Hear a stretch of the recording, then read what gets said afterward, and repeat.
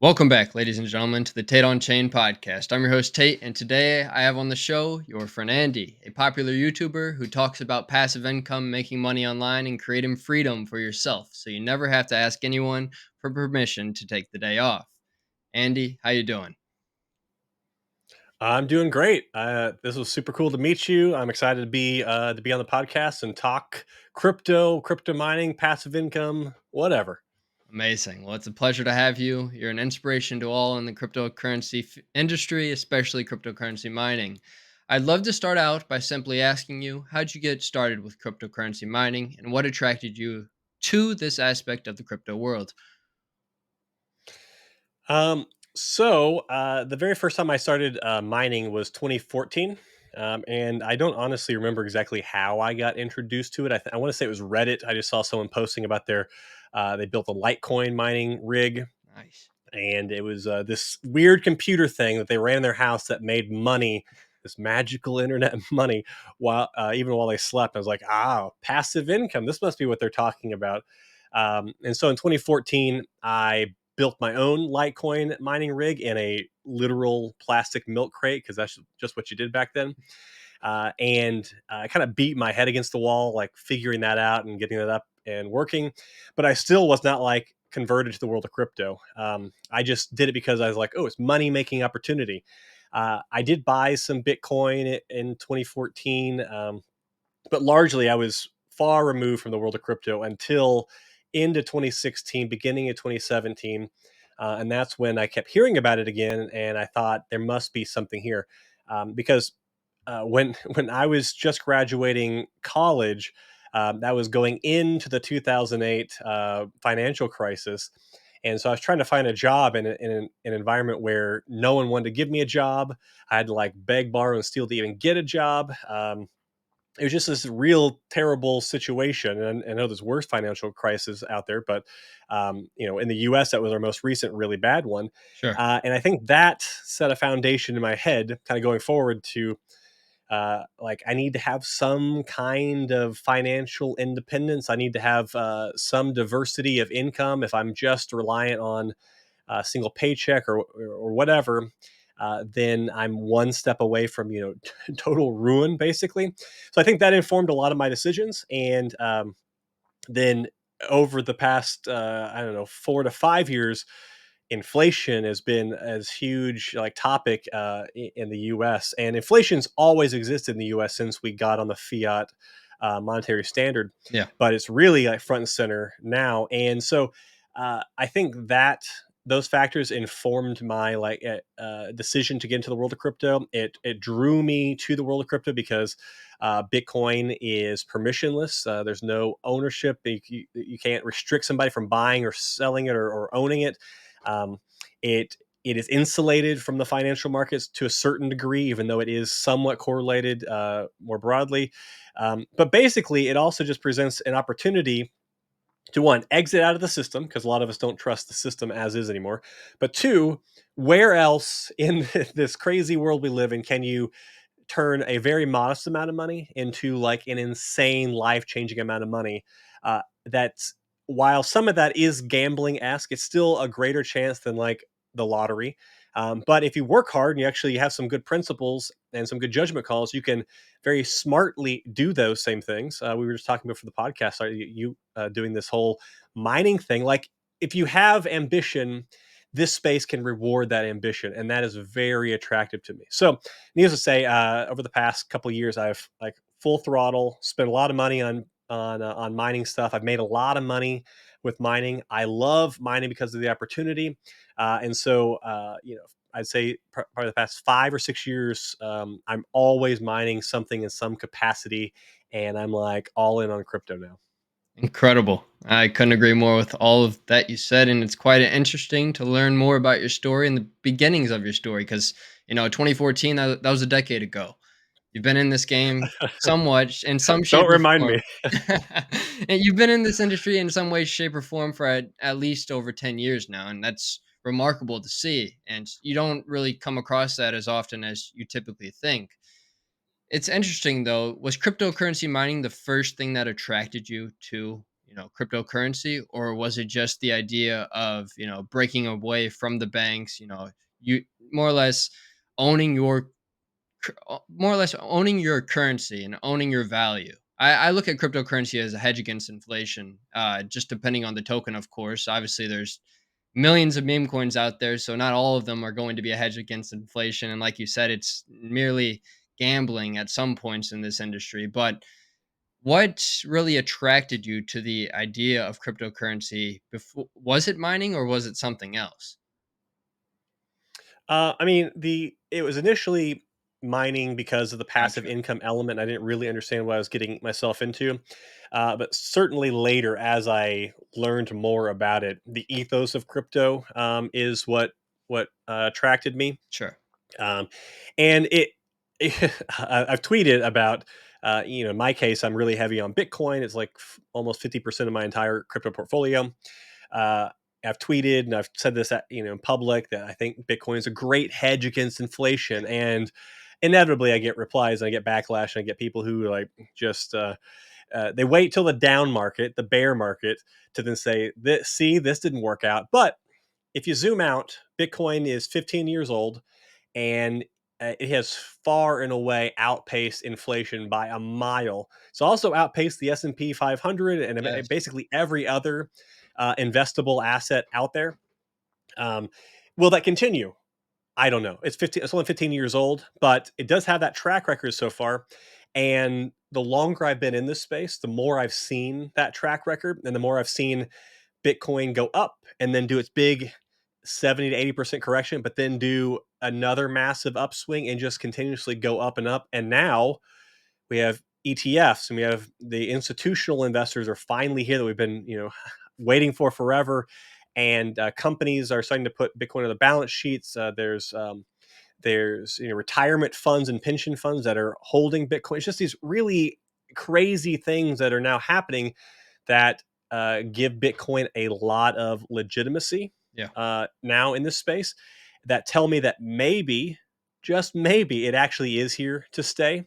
And all this time I've spent researching and digging in deep and like plugging myself into this world was not a total waste. That this has a bright future, which is what I believe. But obviously, still experimental. We're still in the early stages. I don't know the future. Most definitely. Bitcoin is obviously the first cryptocurrency ever to be able to be mined. What are some of the most important factors that you consider when choosing which cryptocurrencies to potentially mine? Obviously, there's other tokens out there now like Caspa, Litecoin, Doge. What are some of those big, I guess, what are the things that you look for? I mean, it really depends. There's a lot of things I look for. One, is it early? Um, a lot of people, when they're like mining, if they're like GPU mining or something, and they're just looking for what's the most profitable. They're on a website like What to Mine, for example, and they just look, okay, what's the most profitable today? And they're just kind of bouncing around between the most profitable that day. Uh, that kind of a strategy is a losing strategy in my mind because it's already something that people know about. It's already on exchanges. It's already on this aggregator and this profitability calculator website, so you can certainly make that amount per day, but if you want those outsized gains, you have to find stuff as early as possible. Caspa is a great example. I found Caspa 3 months after it was released, and they didn't have a website. It was just a post on the Bitcoin Talk altcoin announcement forum. That's how I found a number of my successful crypto projects. So, like how early it is a big factor for me. I always want to be as early as possible to them. If it's well established, I'm much less interested. Um, and then CASP was another great example of another factor I consider, but don't. It's not always a consideration, but it often is. It's how hard is it to mine? So Caspa early on, you had to stand up your own Caspa node on a computer just to point your CPUs to in the early days, and then eventually your GPUs, and now your ASICs. And they had to set up all these weird things just to even get the thing mining in the first place. That barrier to entry prevented a lot of people from doing it. But that barrier to entry also said, hey, there's some interesting technology here that's not just surface level, easy plug and play, copy paste crypto. So by going that extra mile, I've been rewarded with an unbelievable return on that investment. Just that extra level of like digging and trying to find things. But then also it's like, who are you surrounding yourself with? What communities are you in? What are people around you that you like listening to say? So I have the advantage of being on YouTube and Twitter and other platforms, and people type stuff in the comments and replies all the time. And half the time I've never heard of it, and sometimes it's really early, so that's baked in. I have my own community, Sleep Money Club. Where it's like a bunch of geeks together, like we're talking about these certain things. But lots of people just have friend groups, and they just each one's looking in different places, and they say, did you see this or do you see that? So I think just having your ear to the ground as much as you can and taking in lots and lots of noise, and then trying to decide what out of that noise is actual, like actionable signal. That's where the magic happens. But I will zoom out real quick and say that all of this to say, I treat mining and crypto investing like I'm a poor man's venture capitalist, because I don't have billions at my disposal, Sure. and that I want to get into a bunch of things. So I'm going to mine, 20, 30, 50 different things. And I'm going to hope that just a couple of them uh, turn out. And I'm okay with all the other ones going to zero. I don't care as long as I have one or two unicorns in that mix. And I think that persistence is something that a lot of people miss. They just try one or two things. It doesn't work out. They give up. And crypto rewards persistence, determination, like constantly like working your ass off, getting this stuff, putting in the hours and things like that. Most definitely.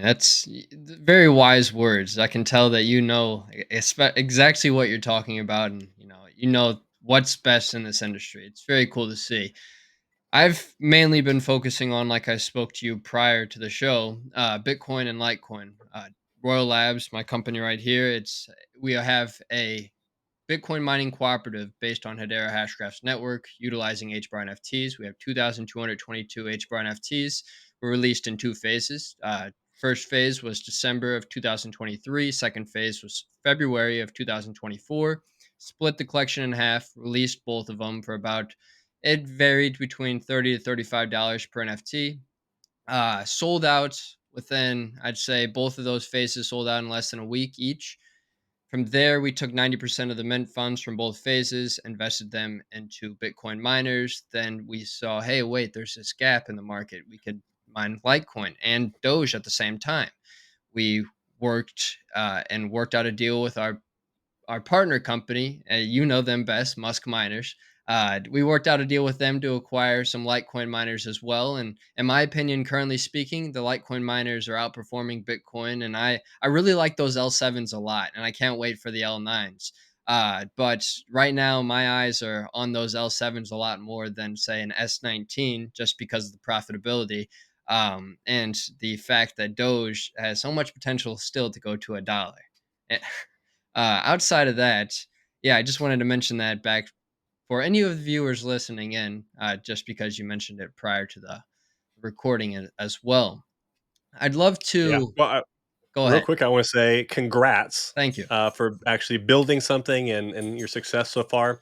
And two, because of what you're actually mining, I will make an amendment to what I was saying in that, obviously, if you're mining Bitcoin at this stage, if you just started, a Bitcoin mining operation of your own, like you did, or Litecoin, Dogecoin, those are not early. But those are so big at this point that if you get an edge in some way with electricity costs or a way to scale that, like it sounds like you have, then you can make money doing that as well. You don't have to be early and first. There's different ways to play it. You just have to be really smart and like careful about the strategy you do with either approach. It sounds like you're taking the right approach with that. Plus, I mean, Dogecoin, I mean, speculation. And I don't know if it's going to be supported on the L7s, but I know L9s for sure are going to do triple merge mining, with the third one being Bell's Coin, Wow. which that actually precedes Doge, was kind of dead for a long time. It's been rebooted now. Very tiny market cap. So you could be mining Litecoin, Dogecoin, and Bell's Coin. And if this cycle Bell's Coin blows up, well, then that's like one extra like asymmetric bet built in. It's no extra cost to you, which is pretty cool. So there's still opportunities on either side of that. Finn, so I want to be very clear to make sure I say that. Most definitely. I appreciate that. I'm also now looking into the K3s or K5s. We're gonna have a proposal going out to the community here relatively soon. We're deciding between the S21. I think it was we're gonna acquire potentially two S21s, or we're gonna look at acquiring one L9, or it's now looking at based off that K5 out there on the market for CAS. A K5 is looking relatively, actually probably no, it wasn't the K5 because the K5 is like $26,000. That's Mm. about yeah, it's the K3. Sorry, the K3 The is right up KS3, more yeah. our alley. Yeah. And that's about 10,000. And it says roughly right now, based off these current numbers, the ROI is looking at about, a little under a year to make your money back based off of. I saw Well, your tweet recently yesterday. It's about, yeah, I what was is gonna say. it, $1,000 a month roughly. And, mining rewards plus, about $200 in electric, which isn't bad. Yeah, I just bought another KS3 Bitmain, and they're actually a little bit lower priced than what you just said. They've just recently dropped. So yeah, checking with Musk again on that. But right now, I recorded a video today for the channel for this week about that, and the break even time is 9 months, a little over 9 months. Impressive. And so far, my track record with all my Caspa machines has been whatever I thought the break even time was going to be. It's been less Wow. because Caspa has just had such a crazy trajectory. And it doesn't seem like I expect there to be a correction on the price soon, but it seems like they're not really slowing down. Feel like over the next 6 to 9 months, it's only going to be higher than where it is today.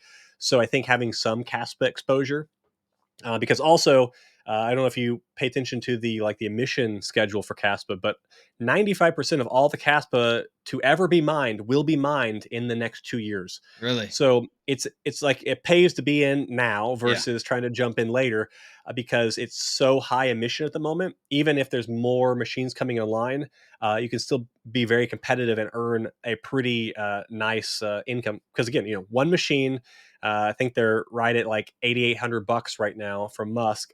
After you pay your expenses, $1,000 a month. That's pretty cool. Let's talk a little bit about profitability in this space because there are some miners out there who you're basically making nothing, pretty much. Like the S19s after that halving, they're pretty much penning off barely pennies to the dollar in profits each and every month, especially after the electric. And it just depends on how much your electric is, kilowatts per hour and all the expenses that go into running your mining operation. But how has the profitability of crypto mining changed over the years? And what are the strategies you have to use to stay, somewhat profitable? So the thing about crypto, if you've been in the space a while, is you do realize it is cyclical. Yeah. We have the down markets where everything is terrible and everyone gives up and all hope is lost, and then it eventually changes and we have a bull run where the opposite happens and everybody who gave up comes back and it's like, oh, I guess this is still here. Uh, so, I mean, there's different strategies for each portion of it. Right now, the strategy is either low enough electricity cost post halving if you're mining Bitcoin, or just a much more efficient machine, or if you are at break even or you're losing money on your machines, you decide, am I going to turn them off temporarily? And turn it back on, or am I just going to mine at a slight loss and just continue to get KYC free Bitcoin at cost? But either way, I would say a big part of the strategy you should be considering is not selling your machines right now, because if, or I'll say when, Bitcoin is over $100,000, those machines will almost certainly be profitable Yeah. again, and they will probably be worth more than they are today. That's just what the previous cycles history has shown us. But more broadly, like for bear markets and stuff, it's what saved my butt is just really speculative plays, trying to get in on early on stuff, finding those plays, but also a lot of my other passive income stuff, like all my nodes, which if I got into those early in a previous bear market, I enjoyed the run up and a bull run, took some big profits, and then I still operate some of those now completely paid off, and they almost cost me nothing per month to run. I can run those through a bear market, and those still bring me income at a pretty decent profit margin, and those help float any of the things that are far less profitable. So I think diversity of your passive income sources, just like all your income sources, is highly important. And just knowing the cycles, how they work, and then preparing yourself not just by when to sell your stuff and sell your gear, but also when to buy it back at the best time, but then also having, cash on hand ready to seize those opportunities when you see them. Because 2 cycles ago, I watched the previous generation, previous cycles miners, which was the time was the S9 from Bitmain, which sold. I don't remember what they sold for when they were brand new, but they went to a low of $25 per machine in that 2019 2020 bear market. Wow. 2021 comes around, Bitcoin hits $69,000. We're all freaking out. Those same machines are selling on eBay for 800 to 1,200 bucks each. Um, 25 to so 1200. yeah, and if you waited to this cycle, S19s, which peak last cycle were 25 grand at the highest price I saw, which was crazy. Yeah. You could buy them for sub $1,000 in this bear market. Yep. So just knowing that ahead of time kind of sets you up to a place where you can watch those prices and go, is this still overvalued? When should I buy in? And then hang on to that for the next cycle where you can mine with it, you can flip it, whatever. There's lots of opportunities there. Definitely. Yeah, because I mean, the miners themselves, they're much more than just, Bitcoin miners or whatever cryptocurrency you're mining. There's a lot of hardwares, derived into these Yes. machines that can be used for many various things outside of just cryptocurrency mining. So the value is always going to be there in the equipment. It's just a matter of, bringing the bringing the value to life and actually embracing its value for the value itself. What are your thoughts on environmental concerns, though, surrounding crypto mining? And how do you see the industry addressing these issues? Obviously, there are these things called climate change activists. I'm not sure how you stand on climate change by all means, but I think, naturally speaking, us humans, we may have an effect on the climate. It's very arguable. It's a very arguable topic, but at the end of the day, Mother Nature and Earth is going to take its toll and take its own path. So at the end of the day, how much of an effect do you think cryptocurrency mining has on, the Earth itself and the ozone layer? Yeah, so there's a lot to unpack there. I There mean, is. I'll throw my controversial, which is weird that if it is controversial, thought out there first and say that. I mean, I feel like it's obvious that climate change is real. Yeah. I don't, what that necessarily means for everyday life, but like the climate of the planet does shift over time for various factors, and we are probably one of those factors because humans like to destroy. We're industrious creatures. How many animals have gone extinct because of people? Too Like many. it's just our effects on this planet are obvious and Very inevitable. broad. Um, does that mean what we're doing now is going to kill us in the next couple of years? I don't know if I believe that, but there's repercussions for the things we do. Is Bitcoin or cryptocurrency one of the things that's killing our planet and killing us? I don't know if I believe that either, because traditionally a lot of Bitcoin's power has been renewables, and that is continuing forward. I mean, lots of hydro. I mean, some of my machines are on wind, but even if it was all the dirtiest of dirty power sources, I think I'd still be okay with it because I think it's a worthwhile thing to spend the power on, especially given when the traditional systems use many hundreds of times more power than all of Bitcoin altogether. And I think the current systems are broken. They're not serving people. It's corrupt. It needs a radical disruption. So even if all power that we were utilizing was the dirtiest possible, I would still say it's worth it, just based on that. But as it turns out, it's not. It's a lot of clean power. A lot of really innovative things are happening, like with Bitcoin mining, especially in remote regions. There's lots of abandoned or orphaned oil and gas well sites that aren't used anymore. Many of those, because even if you don't use the oil coming out of the ground anymore, it still emits natural gas. Once you crack that ground, you can't seal it back up. There's too much pressure, and most of that gas is methane. Methane is a horrible greenhouse gas, like 40 times worse than CO2. Wow. And in some places, they're just venting it into the atmosphere. A lot of places, thankfully, they at least burn it, but still, like 60 to 70% of it doesn't get burned and goes into the atmosphere. So uh, that's outside of crypto. That's just people doing people things and ruining the planet. Bitcoin actually fixes that because you can go out there and you can take these economically non-viable sites. drop a container, drop a generator, cap that thing, route that methane into a generator, turn a profit with the Bitcoin mining at nearly free electric rates. And because you're processing that methane through a generator, 98% of it gets cleaned up and just turned into CO2, which is far less bad for the environment. So that's one initiative, because those are sites that you can't even take a truck out there and bottle up the natural gas and take it Sure. somewhere. It's just not economically viable to do that. So there's lots of examples of that. Just, we live in a world where many countries have ruined fiat hyperinflation economies, and Bitcoin has proven to be a better outcome than that. And so if we stop spending all this time on and energy on the fiat world, and move to something that's harder money, it's provable, it's got a finite amount, you can see the entire economic policy for all of Bitcoin for the next 112 years. I think that's a worthwhile expenditure of this power. But also, it's pretty green overall. It's a good point.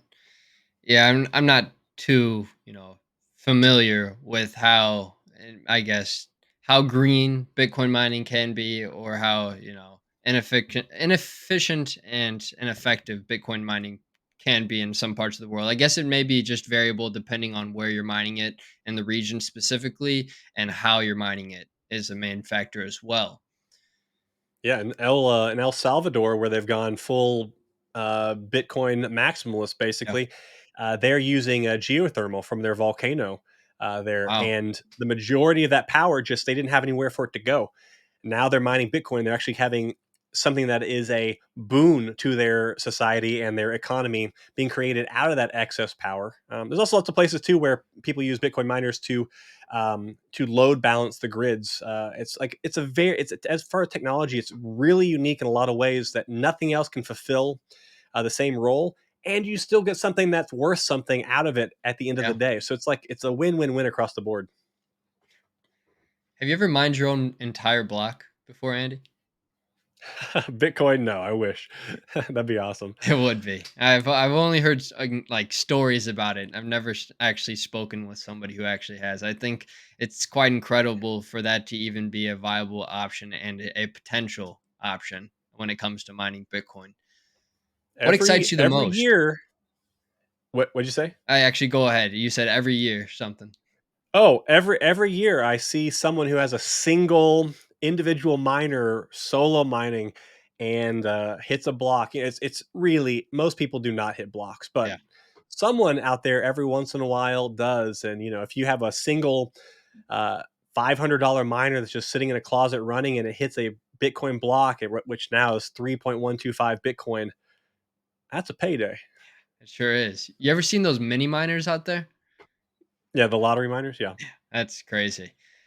What excites you the most so far going into, the second half of 2024? We're basically at that breaking point, the middle of the year, and a lot could shift moving forward in the second half heading into 2025. Obviously, the United States has the presidential election coming up.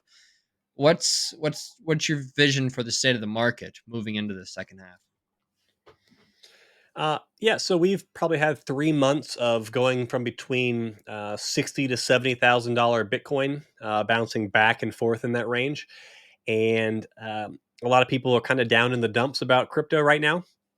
But we are currently in a range of Bitcoin's price that was the previous bull cycle's all-time high prices, Yep, and we become complacent, whatever. So I'm not bored. I'm excited. I'm like, this is incredible. This is what a place to be, and this is a foundation that we are going into this next bull run on top of.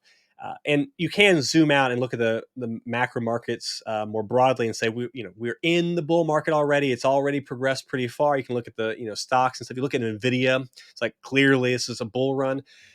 But the crypto bull run, as we know it, euphoria filled, everyone's getting rich, Lamborghini for you, Lamborghini for me, that has not happened yet. of course. So, given that that hasn't happened yet, and we're already in the place we're at, I'm pretty pumped up. Um, and yeah, for the rest of this year, I'm looking. I'm interested to see what happens with the election. Typically, around U.S. elections, there is a It does very well for the stock market, does well for the crypto markets, especially if there's going to be some form of incentive to the American people in the form of money printing, getting Yep. more cash out there. That goes right into the stock market. Uh, we're going to almost certainly see one interest rate reduction this year. Hopefully, we see more of those next year. If we see those reduced, that's also a big positive for the markets. But really, at this stage, we were only a few months outside of the Bitcoin halving. It typically takes 6 to 9 months or even 12 months for the full effects of that supply shock to hit the markets. Uh, all these ETFs, these financial institutions have been buying up Bitcoin like crazy. We haven't seen that supply shock hit yet. And so hopefully it's kind of a perfect storm of all those things happening at the same time. We get money printing, we get interest rate drop, we get the supply shock happening as we move into kind of a crypto bull run again, as crypto enters the mainstream again. And if that happens, all bets are off. Last cycle, we topped out at just over $3 trillion in terms of the entire market cap. I'm hoping for at least 5 trillion this time around, but I would not be surprised to see closer to 10 or over $10 trillion in total market capitalization for all of crypto. And in that type of environment, that's a lot of money. And we've seen such incredible things in the previous markets with not even, a third of that kind of money. Yeah. So I have no idea what's going to look like other than I see a lot of things lining up that look really, really good. I don't know when they're going to if it's going to be beginning of 2025, the end of 2025. I don't know what that timeline looks like, but I'm excited based off of those things. 'Cause I think it could be pretty massive. Definitely. Yeah, the doors seeming to open up a lot more in the United States for a little more regulatory clarity and guidance Mhm. with how to really enter and, take action in this market because it is a brand new market. And, I like comparing cryptocurrency to, like the dot-com boom back in the early 2000s. I was, merely an infant back then, so I wasn't completely aware of what was going on, but I love listening and talking to my parents and grandparents and whoever was around back then who was able to make reasonable statements and ideas of what was going on in that time. The dot-com boom, from what they tell me, was the internet of information, all these different IPOs launching on the internet, and you have just all this information spreading elsewhere and pretty much into the eyes and hands of everybody. And then, years later, probably about a decade later, Bitcoin comes around. But it took a decade for the internet to really gain traction and start to hit global stages and, the global broader world. Bitcoin comes around, I look at Bitcoin like the internet of value, more or less now. We have value in a form that can't really be, tested with. It's not necessarily something that is super manipulated. Obviously, there's always going to be manipulation in whatever market you may be in, but overall, Bitcoin can't be controlled by, say the 1% as much as say the US dollar can. And so those are the ways I like to compare sort of the dot-com boom to this now cryptocurrency revolution. Dot-com, internet of information, cryptocurrency, internet of value. And, it really helps bring to light people who aren't necessarily too aware of what cryptocurrency may be. It brings them a new perspective whenever thinking about what crypto could be. What are your thoughts on that explanation? I'd love to know. Yeah, I love the parallels with the dot com. I love the parallels with the internet. The internet was invented in like the late '60s, Sure. uh, and it was across universities and institutions and corporations and stuff like that. It was pretty small. It didn't start getting some actual widespread adoption till the '80s, and in the '80s, there's still only uh, you know people at houses talking kind of users in the thousands. So it was the '90s and 2000s where it started to really catch fire, and that's the .com bubble and all that, because everybody wanted to start an internet company and a website and everything. You could sell radio.com for some billions of dollars, which is I put radio on the internet. Okay, kind of wild, Yeah. but we're here in 2024, and the internet has changed our lives. It's a part of our everyday fabric, but that's a long period of time for that to actually happen. 60 years or whatever. and it's only really blown up in the past couple of decades. So life altering, life changing, paradigm shifting technologies just take time. Of course. And Bitcoin's only 15 years old. So I love these parallels because people think Bitcoin $60,000, I'm too late. I'm like, it is so microscopic in terms of global scales still that the future could be very, very bright ahead of Bitcoin still. I also like to frame it this way: all of cryptocurrency today is like $2.6 trillion in market cap. The single company of Microsoft is 3.3 trillion. So everything that we live and breathe and all the companies and projects that we're excited about are still smaller than, admittedly, one of the biggest companies on the Yeah, planet, but still smaller than one single company.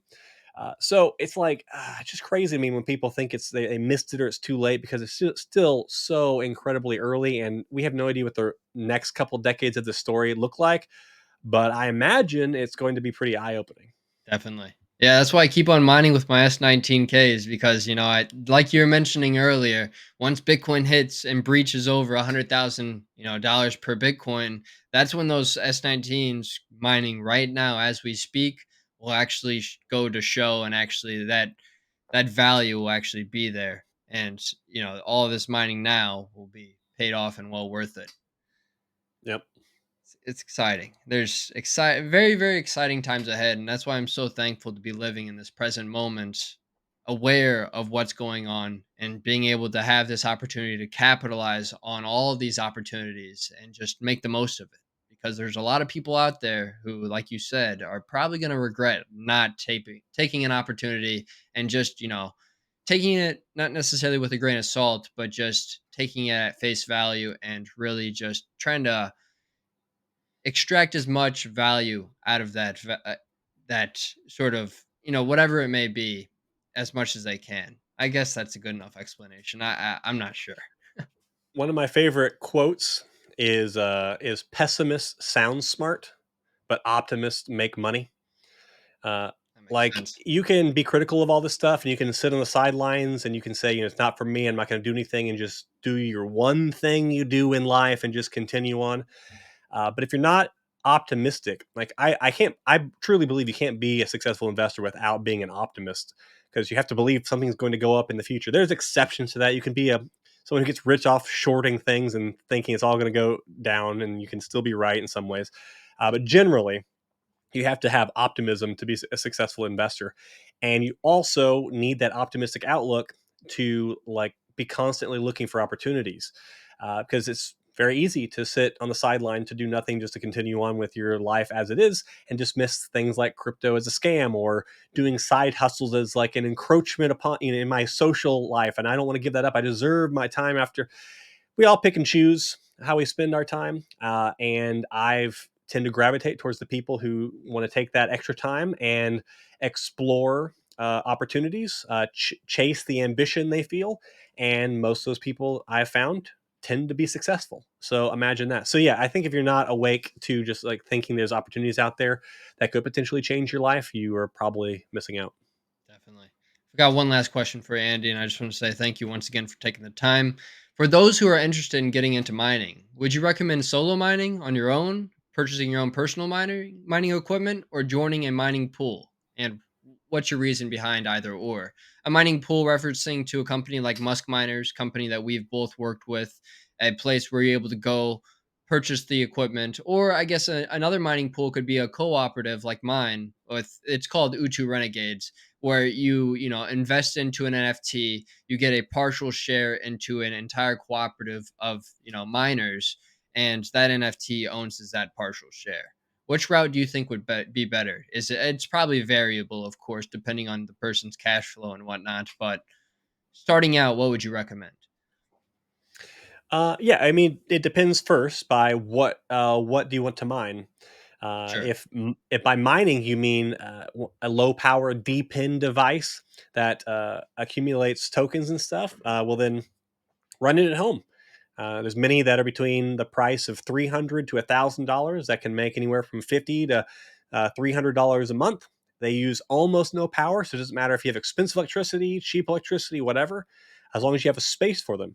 Now, when it comes to like Bitcoin ASICs, they sound like jet turbines. They Yeah, put they do. out 3,000 plus watts of heat. They are space heaters. You need 220-volt power, so you need to deal with the heat, the airflow, the noise, the electricity connection, the infrastructure around it. That's all like a job. And I'm somebody who's run a lot of those at my house over the years. Lots of other people who do, or you get a location, you do it, and that's exciting to them. It's in their wheelhouse. Go do that. But if all that does not sound tenable to you, well, then yeah, I like get a hosting company. I love Musk miners because I give them, and I know the way I phrase this, it sounds shady when you say it. I give them money and then I make money, but there's companies out there that take care of everything for you. Give them Yeah. money, they buy the miner, they set it up, they have people on site who maintain it constantly, and you get little reports, and then every day the Bitcoin hits your wallet. It's really hands off. Now, you do pay a little premium for that in the form of usually the cost of the machine is a little bit higher than if you were to buy it directly from the manufacturer or whatever. But it's all about how do you want to utilize your time, where are you comfortable, whatever. But I think at some level, everybody who is interested in mining should do something on their own at home. Not necessarily go big, but run a small device, run a small miner, run a single GPU. Because if you are actually interested in this space, I think you need to get your hands dirty a little bit just to know like tangibly what you're doing and what it's all about. And then that helps you better inform other decisions. Because if you're just throwing money at, as a hands-off approach, you don't truly know what goes into that. Yeah. And if there is a hashboard issue or a fan goes out or they have a heat wave coming through, you will be less inclined to freak out over these things, which are just normal day-to-day things, whether you run it at your house or in a big facility.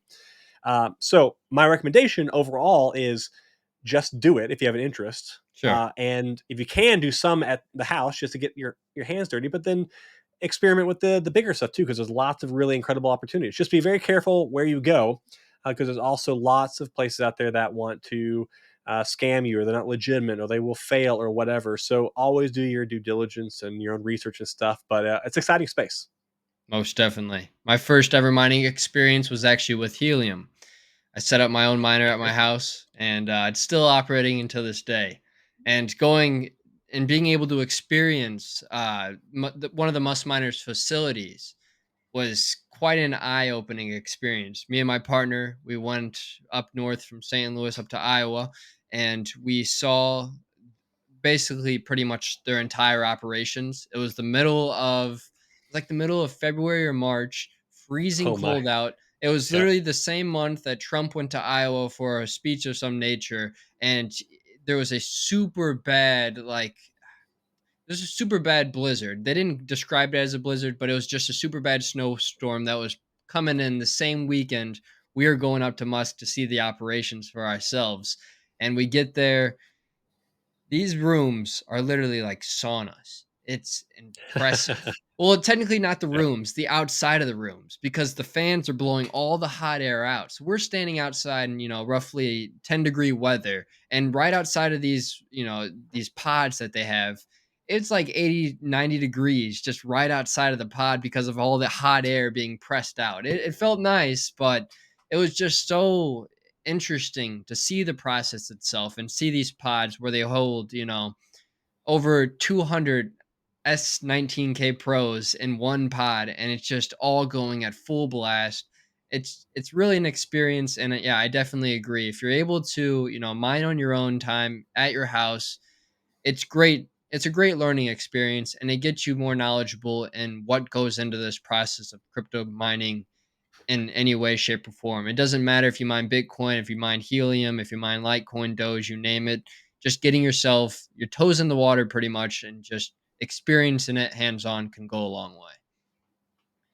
Yeah, seeing the operations firsthand, you have an appreciation for what true infrastructure it requires and know-how and expertise to do something like that. So yeah, doing it at scale is very different than doing it at Yeah, your house, but same principles apply, I suppose. But yeah, they are hot boxes. definitely. Well, Andy, it's been a pleasure speaking with you today. If there's any closing thoughts, now would be the time to say them. But if not, thank you once again for your time. Yeah, this was fun. Thanks for having me on. And yeah, my last thing I'd leave anybody with is if you're listening to any of this stuff, it excites you in any capacity, and you've had the thought in the back of your head and you just haven't acted on it, just go out there and get some exposure to the world of crypto in some capacity. Even if you fail at trying it, you'll learn some great lessons to try again, but you'll always regret never trying. So just get out there, do your thing, and thanks again for having me.